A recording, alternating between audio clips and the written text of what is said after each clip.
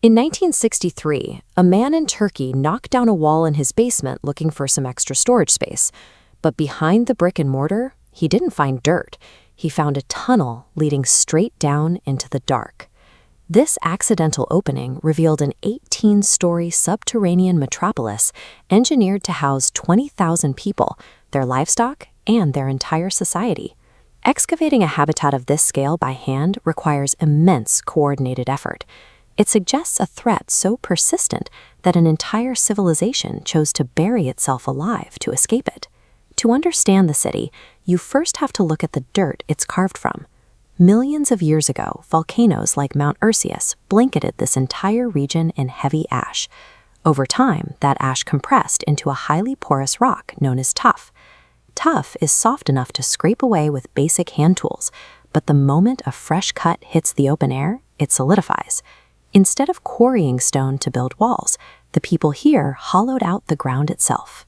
This map shows Anatolia's position on the land bridge connecting Europe and Asia. Because of this geography, Persians, Greeks, Romans, and Mongol raiders all converged directly through this specific valley for centuries. If you lived in Cappadocia, an invading army was a frequent reality. Eventually, the locals stopped trying to defend their surface towns and realized the most effective way to survive was to vanish. The earliest digging started over 3,000 years ago. The Hittites carved shallow storage rooms into the rock, and centuries later, Phrygian stonemasons pushed those early cellars deeper. The most significant expansion occurred between the 7th and 11th centuries. During the Arab-Byzantine Wars, Christian communities faced constant raids. When lookouts spotted danger, entire towns grabbed their supplies and livestock, dropped into hidden entrances, and sealed the world away. Once inside, they engaged a specialized locking mechanism.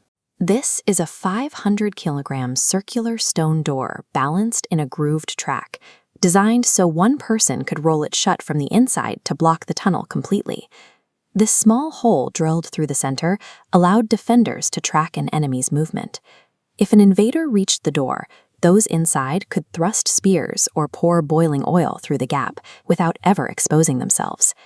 These doors turned the city into a hardened vault, but locking 20,000 people and their livestock inside solid rock created an immediate physical limit. The oxygen supply would eventually run out. To prevent suffocation, the builders engineered a massive ventilation network. This cross-section shows the 50 vertical shafts running through the settlement.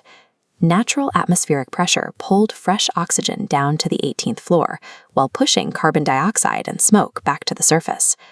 Many of these shafts also served as wells, tapping directly into the underground water table. Crucially, the engineers ended the well shafts before they reached the topsoil, ensuring an enemy army on the surface couldn't poison the water supply. They even organized the levels by temperature and scent. Livestock were kept on the top floor because their rising body heat helped warm the human quarters below. The smell of the stables also helped mask the presence of thousands of hidden people from tracking dogs above. For hydration, they relied on massive underground wine presses. Fermented wine provided a safe, sterile alternative to potentially contaminated groundwater and could be stored in the cool rock cellars indefinitely. Deep inside, they carved out spaces for a complete society. Archaeologists have identified early missionary schools, cross-shaped chapels for communal prayer, and complex narrow pipe systems used as an underground intercom. The successful management of air, water, and social organization transformed these tunnels into a highly advanced, fully functioning subterranean civilization.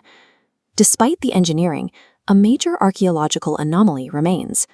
Supporting 20,000 people during peacetime requires massive surface infrastructure, yet there are virtually no ruins above Derinkuyu large enough to account for where these people lived day to day. There is also physical evidence that Derinkuyu was part of a larger web. Explorers have identified a partially collapsed tunnel stretching for nearly 5 miles, which suggests the city was physically connected to the neighboring settlement of Kaimakli. This map is still being drawn today. In 2013, construction workers in Nevşehir accidentally exposed an entirely new network beneath a Byzantine castle. Early surveys suggest this site might be even larger than Derinkuyu. These cities remain proof of human adaptability in the face of constant threat. Today, people in Cappadocia walk to work and farm their fields, entirely unaware of the vast, silent worlds sitting directly beneath their feet. Could you survive for months at a time, sealed behind a stone door? Let me know in the comments. And if you enjoyed this look into the dark, hit subscribe to help the channel out. See you in the next one.